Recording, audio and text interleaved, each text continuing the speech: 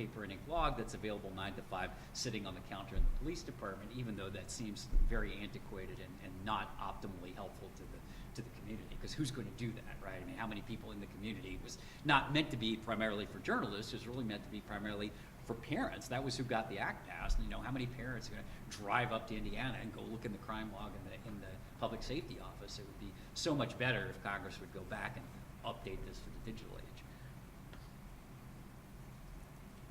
Speaking of federal acts, Frank, you said there's more to say about FERPA. Oh gosh, yeah. How much time have we got? I mean, what does FERPA stand for? So FERPA, the Family Educational Rights and Privacy Act, and I'll give a short version of it, but then we can do some Q&A back and forth on it. I mean, so interestingly enough, that FERPA is like the Wizard and the Wizard of Oz, where it's this giant scary monster, and then you look behind the curtain and it's a little tiny man behind it. And this is the image of FERPA and the reality of FERPA. And if you ask a lot of attorneys at colleges and at high schools and school districts around the country, they will tell you, because they've been badly trained, that every single thing that refers to a student is all made confidential under federal law. And that's not remotely true. That's not remotely the case. And the U.S. Department of Education, which is the authority that enforces FERPA, has said so over and over and over again. And that guidance, as well as the interpretations of the U.S. Supreme Court, have got completely ignored, either because of truly bad training and bad information, of which there is quite a lot, or because of intentional overuse of the statute as a tool of secrecy and obfuscation. There have been, it is very commonplace at a university in Kentucky. The athletic department was asked to produce statistics about the number of times on which athletes received concussions, and they said, I can't even give you the number because the number is made secret by FERPA. Wrong. In Ohio, if you want to know how many times a high school had guns brought into it, how many times kids bring guns into high schools, they will tell you the number of gun incidents is protected as a confidential FERPA secret. Also wrong. Over and over and over again, colleges and high schools overuse FERPA and overcategorize things as being a matter of confidential educational privacy. So here's the reality. 3 things. First of all, thing number 1, in the 44 years that this federal statute has been on the books, it has been enforced exactly 0 times. Exactly 0 educational institutions have been penalized as FERPA violators, because the process as set forth by the U.S. Department of Ed is that if you were to slip up, if you were to disclose something that you shouldn't have disclosed, what happens is you get a nasty letter. That is what happens. You get a nasty letter from the Department of Ed saying, don't do that again. Only if you adopt a recurring policy and practice of continuing to do the same violation after being told not to do it, can you be fined at all, and the department has never taken that step. And so the idea that somehow granting one request for public records or making one comment about some particular high-profile case is going to result in the forfeiture of money is just completely contrary to 44 years of history to the contrary. Second thing, FERPA does not cover personal observations or mental impressions. The U.S. Department of Ed has said this, so that if you are not reading something out of a student's education records, right, you're not reading it out of a document from a student's file, then you may comment on what you saw with your own 2 eyes. So, if there's a shooting at a school, let's say, or let's not make it depressing, let's make it something positive. You have a kid who makes the Olympic team at your school, and the TV station comes to interview you about the kid. You can say, oh, Sarah, my very best student, always sits in the front row, first to raise her hand. She's my superstar. She's going to do great things, go on to an Ivy League school, right? You can say all those things about Sarah, and you haven't violated FERPA because you weren't reading them out of her education records. And thing number 3, the U.S. Supreme Court said in a 2002 case that even something as private and personal as a quiz paper that is in the hands of a teacher is not a confidential FERPA record. Only when those grades get memorialized in the central records repository of the school or the college does that become protected information. And so FERPA only covers that thing that, remember when you were in high school, you did something stupid and the principal said this is going on your permanent record? That's FERPA. FERPA covers your permanent record. It certainly doesn't cover some stray email that is living on some professor's hard drive. It certainly doesn't cover something that a professor has seen with his or her own two eyes. All that stuff is just myth and fiction that's been built up over the years. Have you guys had any FERPA experiences in your reporting backgrounds? I guess we just make it more recent with the disruptive student situation, which I Driscoll was handling very well up until the point that he let the student back into class. So I guess it has some You're talking about the incident involving a student, Lake Ingle, and his religious studies professor, I'll just give Allison Downey. Yeah, I can give some background for anybody who doesn't know by now. But a student was barred for being disruptive in a classroom. He was going under the formal university process and was basically kicked out of the class until further notice from the university. President Driscoll made a statement, and he said the first thing he did right was say the First Amendment is not protected by being disruptive in the classroom. So right there, he was right. He's barred for a good reason. And then he ended, later on in his press conference, he said, but we're halting the process, and he's allowed back in class. And I think this is a problem because he actually was upholding something that would go against the First Amendment, which is disruptive classroom behavior.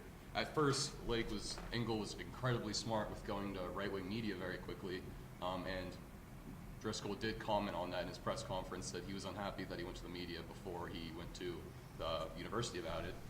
He went to Fox News, several really conservative radio stations, and his story was blasted, and he said, all I did was say there are two genders, I didn't do anything else.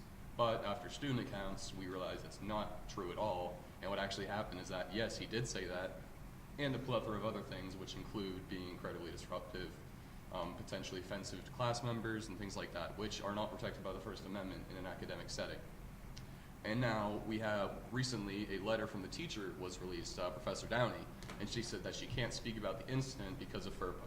And as someone who's been trying to talk to teachers the past 3 weeks about their opinions on the matter, I've gotten FERPA every time I tried to get them to talk about it, because they said we can't break his FERPA rights because we just can't mention our beliefs on it and what we think about it, because that would be breaking his FERPA rights, which actually, in reality, as Mr. Lamonti said, is not quite true. And she did give us an account in the pen. It's like a letter to the editor kind of style thing. It's a public statement. Yeah, public statement. And she said, well, I can't tell you details about it, but I can say the structure of my class, what I expect of my class, which is all fine.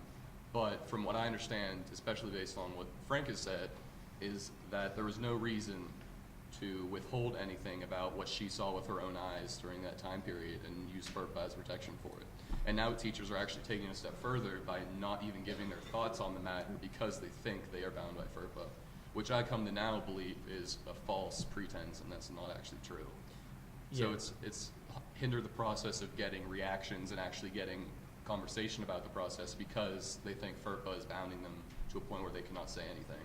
Chris? Yeah, going off what Logan said about that whole story, I was working on a story about the incident, just a typical news story covering what happened, giving all the facts. I sent an email request to Dr. Downey asking her to comment. She didn't even reply to my email. I heard a couple days later, another colleague at the Penn of mine told me that he talked to her and said that she couldn't reply to the email because of FERPA. So she didn't even give any comment to me, didn't reply to my email because of FERPA. And then going off what Logan said too about Downey's statement in the Penn, which he covered everything about. But there was also a account from a student who was in the class that was published in the Penn, a very long story that she wrote, and she witnessed the whole event in the class. And like what Logan said, the student had been disruptive, had a history of being disruptive in the class. So what he said on all those outlets was kind of a half-truth. And so I thought that was another thing that should be said here, and that is an interesting tidbit. You really have two. Go ahead. Go ahead, no, you go ahead. You really almost have two tiers of issue there too, because I mean when you ask a third party who wasn't even in the classroom at the time, what is your opinion about the way this case was handled or whatever, then we're not even in driving distance of FERPA at that point. I mean, Yeah. the fact is that only a person who was privy to the contents of the confidential education record could even conceivably violate FERPA. So commenting on something of which you have only secondhand knowledge, just by definition can't be a FERPA violation, because you're not compromising the confidentiality of records that you've never even seen. So that's a qualitatively different issue. I can sort of see, I can certainly see kind of a good faith disagreement over the scope of FERPA when it might be the person who actually prepared the disciplinary record, right? I mean, that person has some well-founded, although I think ultimately not grounded in the law, concerns. And honestly, you know, as a professor myself, if somebody asked me about something that went on in the classroom, I would probably hesitate about, you know, describing something that went on inside that classroom, but not because I felt like FERPA applied, and I certainly wouldn't use FERPA. I would probably say, well, you know, what happens in the classroom stays inside the classroom kind of thing, but that's different, and I think it's important to understand, right, that there are things that you can't legally disclose, and then there are things that you might discretionarily, as a matter of your own personal judgment and taste, decide not to disclose. But I think it's important for people to be honest about that, right? To say, yeah, I could tell you this, but I just choose not to. I could tell you this, but I just choose not to, would be a perfectly honest and candid way of answering that question. Michelle, there's been some talk about FERPA and how institutions use it. Do you have a reaction? Well, we are very careful about FERPA, and I certainly respect, and I wasn't aware of the lack of prosecution of universities, but we have an obligation, and we stand by that obligation to maintain the protection that FERPA offers. So we are very careful to try to protect our students in every way possible, their educational records and everything that is protected by FERPA. You know what would be really helpful is maybe you could talk about what is protected by FERPA. So the definition in the federal statute is what are called education records. And when the Supreme Court was asked to address what is meant by education records, they said records directly referring to a student that are maintained in a central records repository. That is how the Supreme Court defined it. So the easiest shorthand that I can give you, and the sort of common sense advice that I've always given to institutions, is I would encourage the institution, think about what you would disclose if the student walked into the dean's office or the registrar's office and said, I am here to assert my own FERPA right of access, and I would like to see my own FERPA records, because the FERPA door swings two ways. FERPA is both a rights statute, right? Family Educational Rights and Privacy Act is both a rights statute and a privacy statute. So anything that you categorize as private under FERPA is something you need to be prepared to produce to the student when the student shows up and says, I am here to inspect my own FERPA records. And I think when you apply that common sense standard to it, then your common sense tells you that a lot of the things that have been miscategorized over the years as being FERPA records are really not. For example, a big one would be emails or videos, right? This is something we get all the time.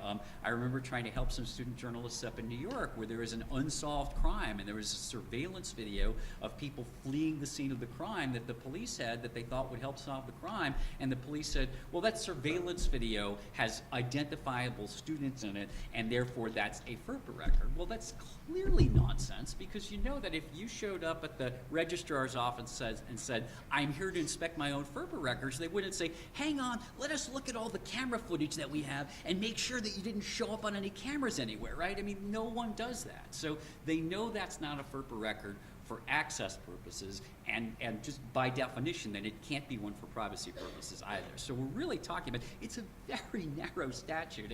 And the Department of Ed and the Supreme Court have said it's a very narrow statute, but we've got the Wizard of Oz problem. The people have just terrified each other over the years about this, and some of it, to be honest, is purposeful. There are some charlatans out there that offer this training that go around to these conferences of lawyers, and they terrify them about the consequences of violating FERPA. Why? So they can sell more training.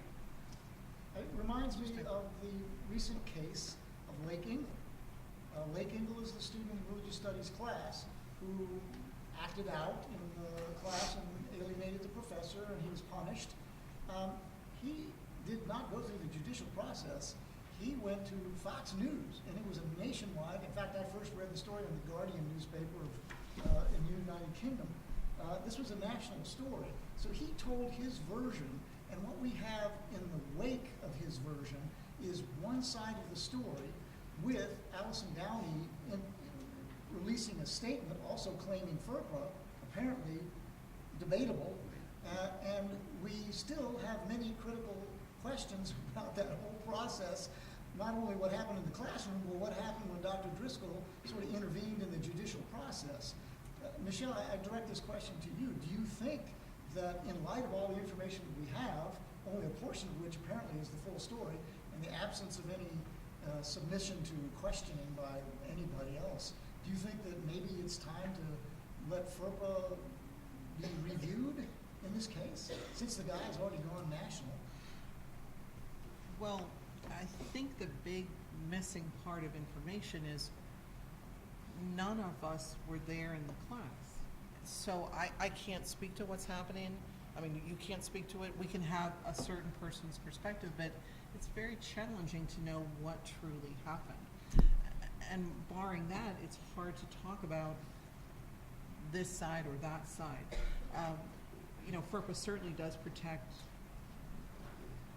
as I have been taught, and perhaps I maybe shouldn't have gone to that seminar, I don't know, Frank, but I have been taught that it talks about the student's educational process. We would never talk about grades. We would never talk about course performance, because the student judicial process is part of the educational process. We don't speak about things that happen in the student judicial process. So I think it's an extremely complex thing. I certainly support our president. I think our president tried to be as transparent as he possibly could be in taking action and making a statement and having a public press conference and answering questions from the press. I do think that this is where Congress needs to go back and just top to bottom readdress this statute. I mean, the funny thing is, if you go back over the history of this in 1974 when it was enacted, and you ask the sponsors, they had K-12 schools in mind. Higher ed was a last-second throw into this whole thing, and the idea that a 22-year-old Heisman Trophy candidate has exactly as much privacy as a 10-year-old is asinine, right? But that's where we are right now, is that it's a one-size-fits-none law. It winds up being unsuited to anybody, and if you went back with any degree of thought and care at all, you would never write it this way. But one of the things that's unaddressed right now is whether it is possible through your own behavior to waive FERPA or not, that the laws are silent on this. There's a handful of court cases. There was one last year, or maybe the year before now, it was in 2016, I think, in Florida, saying yes, that when you offered yourself up for student government office, that you waived the privacy surrounding your campaign and your qualifications for office, so that FERPA no longer applied to at least that bundle of records. So there's some authority there, but it's less than completely clear. Supreme Court's never spoken to that. So your common sense would tell you that when somebody goes on national news and says, I'm here to talk about my disciplinary case, that under any sort of sane understanding of how privacy law works, that operates as a waiver. But Congress was not clear in drafting the statute. Is there any effort to get the law redrafted? To be honest with you, the only FERPA conversations that seem to be happening on Capitol Hill are about how to make it tighter and apply to more records. The only conversation that is happening on Capitol Hill is about data that falls into the hands of people like Google Education, third-party vendors, people who provide tech to schools, and Congress is always concerned about trying to ratchet down on their access to and their use of student data. And I don't personally have a dog in that. I don't care. I care about whether journalists and concerned citizens and parents can get the information that they need to make educated decisions about their schools and their colleges. And right now they can't. I mean, just to give you, this is how we know the statute is broken. This is how we know it is broken. Because right now, if you are a parent in a high school or in a middle school, and your kid comes home and says, 3 guys jumped me on the bus and beat the hell out of me from behind, and I didn't see who it was because it was from behind, and you say to the school, I, as the parent, would like to see the surveillance video from that school bus so that I know what happened to my boy, and I want to know that you're punishing those 3 people, the school will say all of that is covered by FERPA, can't show you the video, can't tell you if we punish them or not. That's broken, right? I mean, we know that's wrong. We know that's wrong. I wonder if we could, before we turn it over to some questions, talk about the case of a student named Opplinger who was involved in an incident in the College of Humanities and Social Sciences. He apparently was drunk, and he attacked the chairman of the English department, who was called to intervene in the disruption.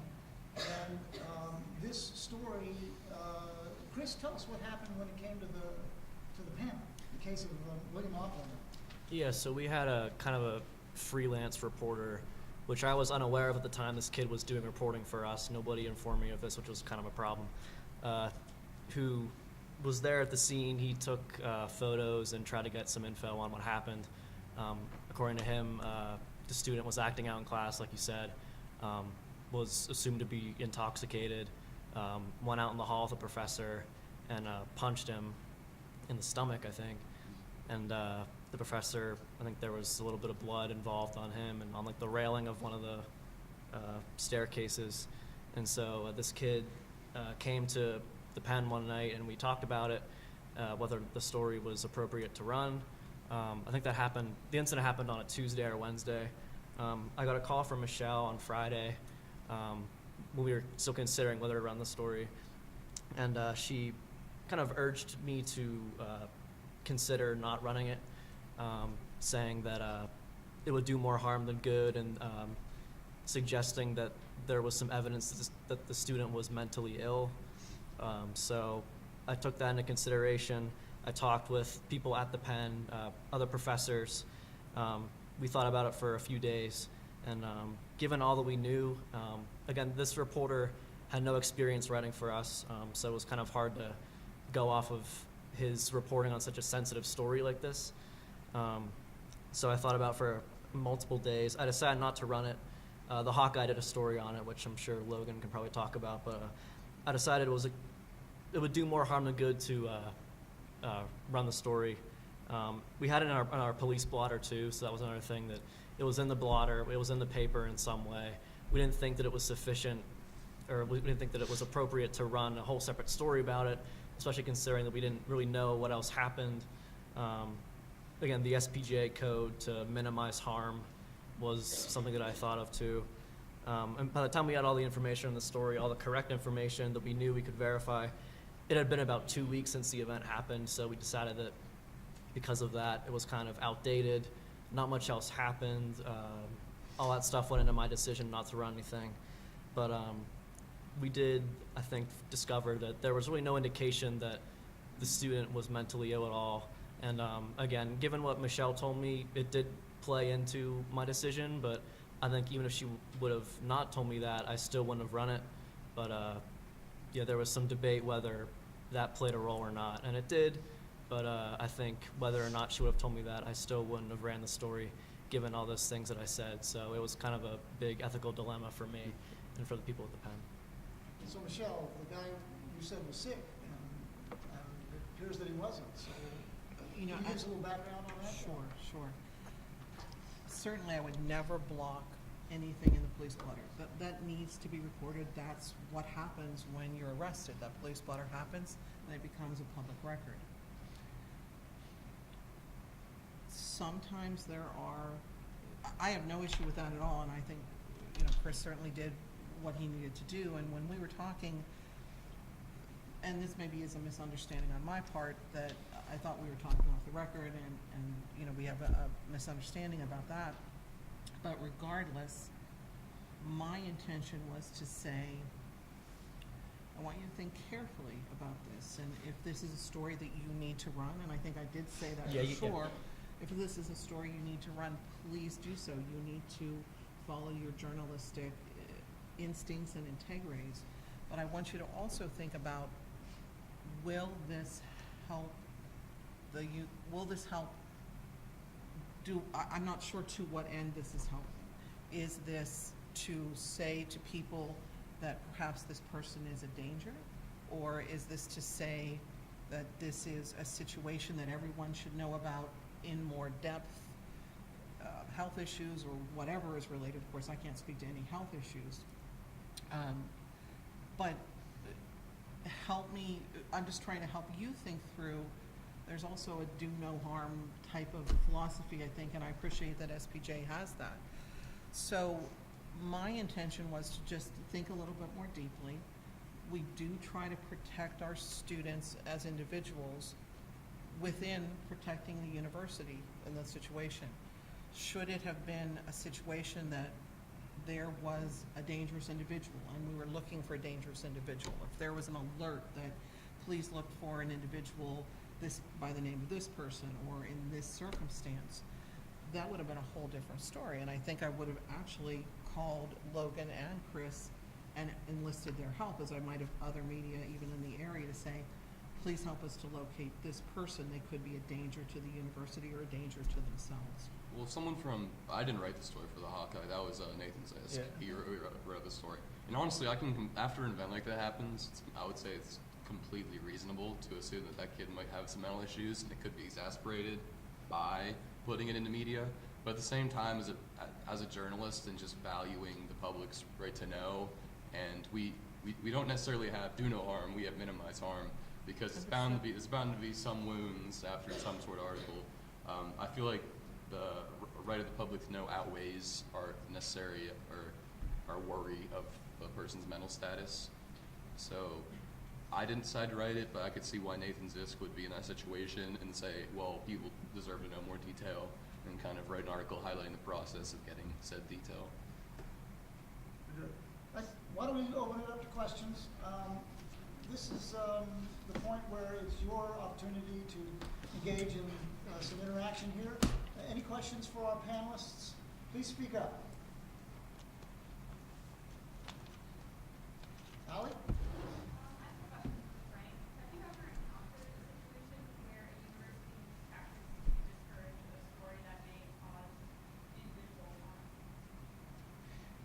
Did you hear that? Where a university tried to sort of talk journalists out of, or even more than just talk them out of, doing a story that, I mean, so to be honest with you, when you are in the position like I'm in as a lawyer answering the hotline, right, the calls that you tend to get are the ones not like this one where the editor makes a discretionary judgment call not to run, but they're the more outlandish ones, right? So like, honestly, if there's a good faith basis for the university discouraging a story, that's probably not a call I'll get, right? I'll get the call where the guy gets the retaliatory discharge after the toxic mold investigation. That's the call I'm gonna get, where it's completely indefensible, and it's not about protecting an individual's safety or welfare, but it's about protecting the PR reputation of the university. So those are the calls that we get, and those are the ones that are infuriating, where there's not a legitimate interest being served by concealing or withholding the story. I mean, I'm sure that happens. I am sure that happens, that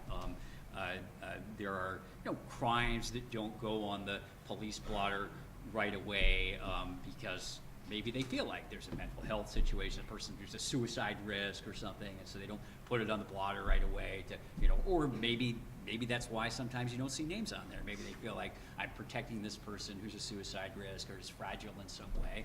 And that's at least, I don't have a problem with people who make good faith judgment calls, right? I mean, I think there's a lot of pressure on people who run educational institutions to look out for the safety and welfare of their students. And so if somebody makes a good faith judgment call like that, I'm not going to second guess that. The ones that I care about are where it's not a vulnerable student, but it's just, we're afraid we're going to lose donations if a bad headline gets in the paper. Don? How often does that happen when you get that call that retaliatory action? All the time, all the time. Not certainly not a month went by in my 10 years at SPLC without that call, and sometimes not a week. I mean, that is a frequent occurrence of various grades. I mean, the one that I referenced at Fairmont State in West Virginia was sort of the nuclear option. I mean, that was, we're going to kill your journalism program. And not everybody goes nuclear, but there are lots of more subtle ways in which pressure is brought to bear. Maybe instead of the advisor getting the pink slip, they get brought in for a chewing out and told, don't let this happen again. Or the student editors get told that, there's one going on right now at Wichita State where the student editors, and if you're a fan of college journalism, the Wichita State Sunflower newspaper is just tearing the cover off some things at their institution that have needed to be said for a long time, apparently, including they've been padding their enrollment figures, lots of crazy stuff going on there.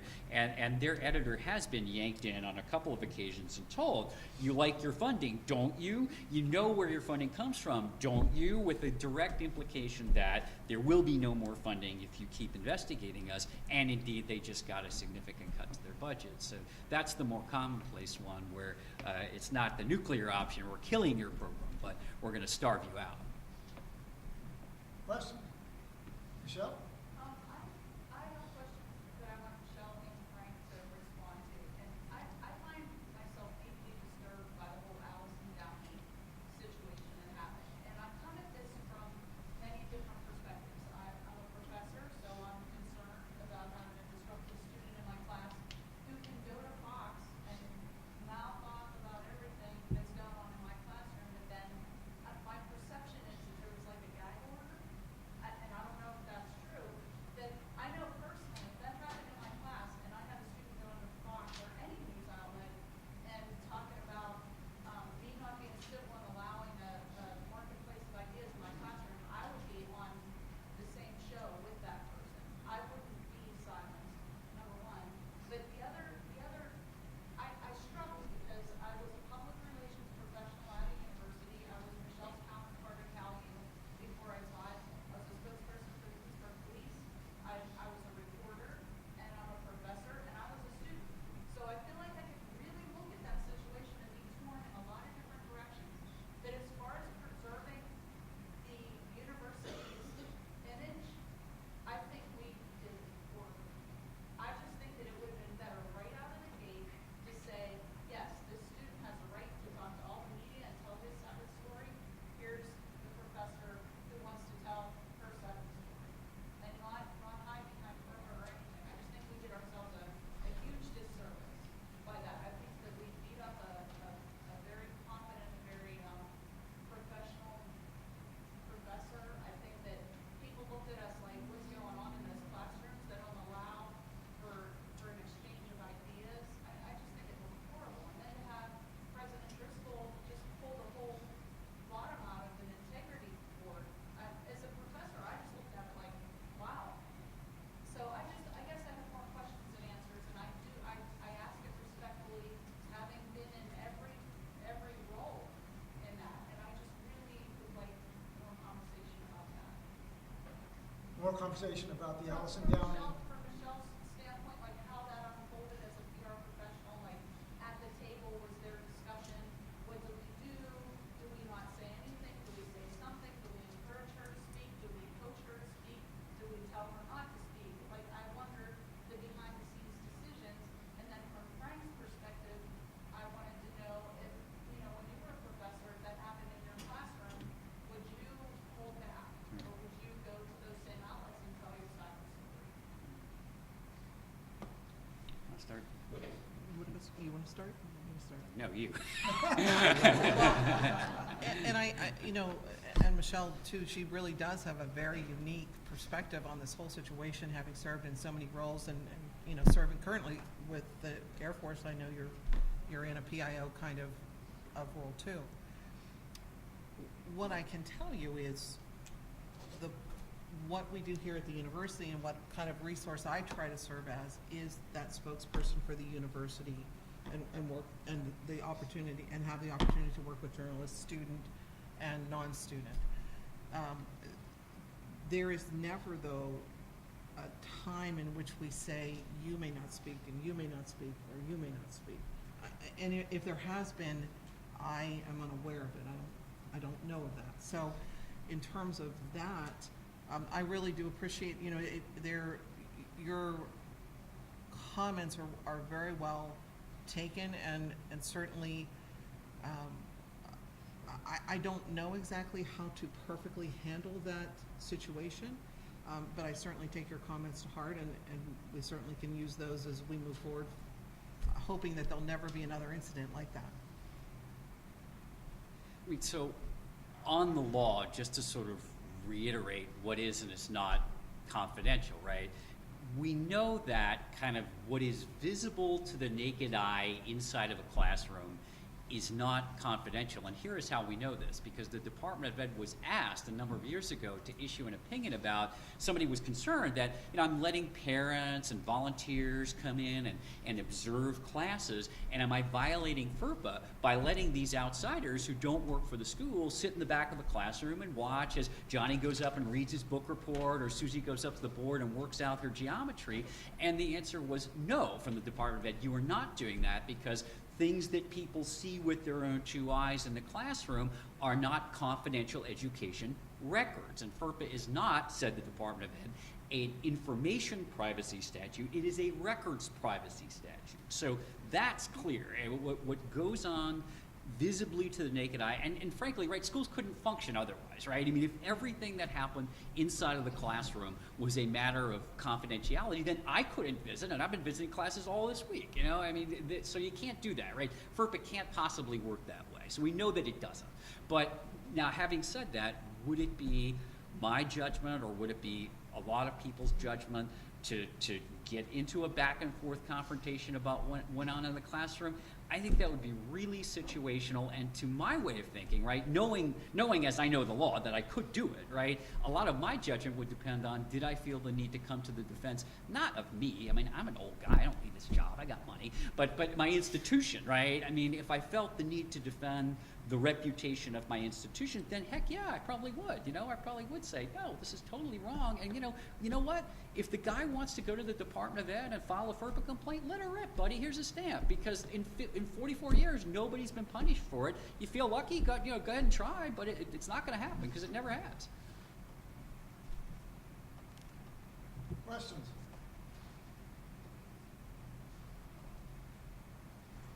Dylan? You've been saying that no one has been punished under FERPA rule across the board, no one has ever actually Never ever, violated it? never ever. Could you, describe to me a situation where they would be, the full force of FERPA would be enforced?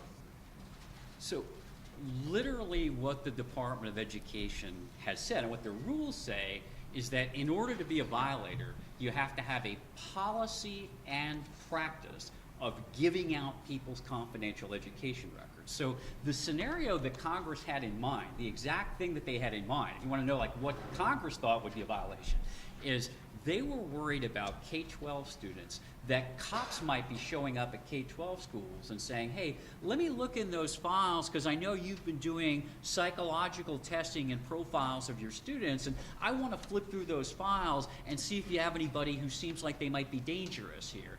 That's a FERPA violation. That's what Congress had in mind, was to prevent exactly that thing, where law enforcement would go fishing around through people's files to use the information harmfully against them in ways that the parents might not even know, right? Because that was why they put the right to inspect in there was, and if you read the law, it says the parent, if you're a minor, or you, if you're in college, get to not only inspect it, but you get to correct it too. So that if there's an accusation in there that's untrue, you get to put your own corrective information in there, so that when the cops show up, they get to see a complete picture, right? So that's what Congress had in mind as a textbook violation of FERPA. Questions? Alec? I'll come back to you, Renee. About your own perception of FERPA in the past, because during the Oppenheimer incident, you called Chris to talk with him about Oppenheimer's mental health, but the university seemed to take a stance of claiming FERPA and not saying anything in regards to the legal things. So I was just wondering what the difference in the student privacy was. Well, and certainly, and Chris we can have a discussion about this, but one of the things that I offered to him is we need to be thinking about, we don't know all the facts about Mr. Opplinger. We don't know his situation. We don't know his health. There could be mental health issues. There could be physical health issues. That was the supposition. And if you heard that I was declaring that he had mental health issues, that was certainly not my intention. And I don't know, Chris. Yeah. Do you feel that way? Or? No, I think you're pretty much on the spot. You said I think to my knowledge, you said there's a possibility of mental health that could be involved here. I think I then asked if you knew like what his mental condition was, and you referenced FERPA. Besides that, I think that was pretty much what happened to you. But I was kind of under the impression that it was more probable than not that Opplinger had some sort of mental condition, which turned out, I think, to not be true. But Well, and certainly in the same way that while I'm not a health law expert, and maybe Frank probably is much more knowledgeable, I'm sure is much more knowledgeable than I am, but I understand what HIPAA means and not speaking to any student's health information. I don't have that, frankly, and I didn't know that, but my supposition to Chris was, please keep in mind that sometimes there can be deeper situations, and again, please do what you think you need to do, but think about, could you be causing much more harm to this person than providing for the public good? and like I said, that was part of the decision that I made, was the minimize harm, obviously, and given that there were some discussions about whether this kid was mentally ill or not, I decided that at that point, 2 weeks later, it was better to just not do anything because nothing really else happened in that story, and the Hawkeye covered it, and it was in our blotter, so. Does that answer your question? Oh, I'm sorry, Frank. No, Please, go for it. ahead. Yeah. Does that answer your question? Is it Ally, right? Ally? Sort of, but my question was more about the difference between Opplinger and Engel, because you did talk to the student newspaper about Opplinger's possible health condition, whereas the university won't answer any questions about what happened with Engel. So I was just wondering where that line is. Well, and certainly Chris and I talked about that was not my intention to talk about anyone's health issue, and the discussion, as far as I was concerned, was kind of off the record, and to really say, what if, please be thinking a little bit deeply about this situation. FERPA, in my mind and how I have tried to treat it, is about a student's educational record, so I certainly wouldn't speak about performance in the classroom, his grades, and also I wouldn't speak about a process like the AIB board, as it was ongoing. You know, in my mind, that's protected information as that AIB work is in process. Does that help you? Thank you. I just really didn't want us to end without saying, I really appreciate that Michelle has been unbelievably patient and gracious at sitting here and allowing her decisions to be second-guessed in front of this room. And I do not fault the people in Michelle's position for a lot of what we've been talking about here. What I fault is the attorneys, and I don't know your attorney here, but industry-wide, the attorneys at colleges and schools who should know better about what the law is and who often don't do a good job of informing their clients about what the law is. And those are the people that I actually hold responsible for a lot of this sort of excessive climate of secrecy on our campuses, because I do think that they are misinforming people about what they can and can't say. Renee, did you have a question? Yeah, mine kind of goes with that. So, like for internal, like this is for Michelle. For internal communications, would you consider like sending out an email or like holding an event for professors to like try to get the guidelines out of the so they'll go and find to talk to journalists? I think that is done by the registrar. Again, I'm not a FERPA expert, but if faculty would say to us, you know what, we want we want some kind of training or primer, I would be glad to help get to the right people to offer that information, to offer that kind of training. I think it does happen during new faculty orientation. We have so. 20 years ago, they didn't have that kind of training, but there's training on the website right now that I think anybody can access. The registrar has at least 2 videos that you can read. Thank you. About 5 or 6 weeks. But certainly, you know, I've not had any faculty members come to me to say, we want more training on FERPA. I think that's something maybe the Center for Teaching Excellence might do, or maybe even the faculty union might. I don't know, David, you could speak better to that, or are faculty confused I about don't know too FERPA? many faculty members who say, give me some more training about FERPA. But I certainly have. Dylan, you had a question? Yeah. So to my understanding, FERPA is just to the public eye. Say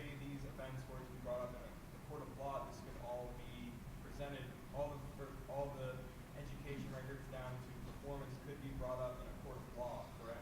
Yeah, that's absolutely right. FERPA has a number of exceptions in the statute, and one of those is if there is a court order or a subpoena to produce the records, right? So somebody, their educational performance or their mental health or whatever becomes an issue in a court case, then, right, at that point, all of those things can be introduced into evidence and used in front of a jury and put into a court file, yeah. But only once the subpoena has been issued. Once a subpoena has been issued, or, I mean, there are a number of other exceptions, obviously, you know, it can be waived by a signed waiver, trying to think of what all the other exceptions are.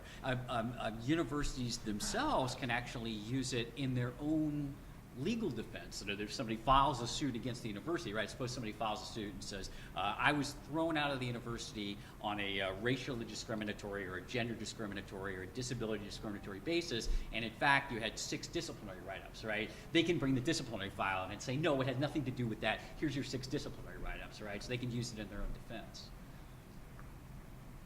Time for one more question. Candace? I guess I'm kind of looking for transparency. I think it's really does want to and sometimes you might just try to find it out. But I'm just wondering, from your own personal perspective, and this could be open to student journalists who are to the show or to the teachers, how do you feel you can improve communication with each other, especially since censorship is kind of such a negative standpoint on college and to the journalists and beyond, not necessarily saying here, but in general. Do you think that there are certain ways that you can improve on the communication with each other? I think I'd like to hear from I feel- Logan and Chris on that Yeah, one. I feel like more of it's just actually understanding the duties of each field as a journalist and as a public information officer. The duties are very, very different, and they're basically created where they will cause conflict in situations. So going into a relationship with a PIO, it's just know that you're not going to agree on everything. You're not going to get everything you want. But if you understand where they're coming from and actually study up on your reasoning, such as laws about FERPA, so if they are wrong, you can counter and get the information in a lawful way, then that's really all you can do. It's just preparation and being empathetic with their position, and also knowing your stuff well enough that if they are being wrong in a situation, you can correct them and cite why they are wrong. That's most of it to me. Yeah, I get that Michelle has a job to do and she does it well. I get that me and Logan have jobs to do as journalists, and every other journalist in here has a job to do, and we all do it pretty well, I think. And there is sort of a, like we've talked about this whole time, there's a disconnect at times between journalists and PR, journalists and universities and lawyers, and I think we have to acknowledge that there are differences, but at the same time, like Logan said, know your rights, know your laws as a journalist, know what you can and can't do, and I think there is room for improvement. Like I know I've heard from other students doing stories on stuff like parking tickets and stuff like that, that sometimes they're directed through Michelle, and I think besides Michelle, more people should be visible. Within the university, people should be open to talking about this stuff and having, like Dr. Loomis said, a civil dialogue, civil discourse about things that we can improve at the university. And I think doing stuff like this is just a step toward that. And I agree, and I think your question is excellent. And certainly, I'd be willing to come to an SPJ meeting. I'd be willing to work with the Penn. You could come in and meet with me every week if you wished, just on a routine basis. But I think Logan's comments about how we better understand each other. And I was a journalist. I worked in the newspaper, and I worked in this field now. So I get it. I do. And I think that is an extremely great statement to say if we understand each other more, and maybe there's an opportunity for more contact.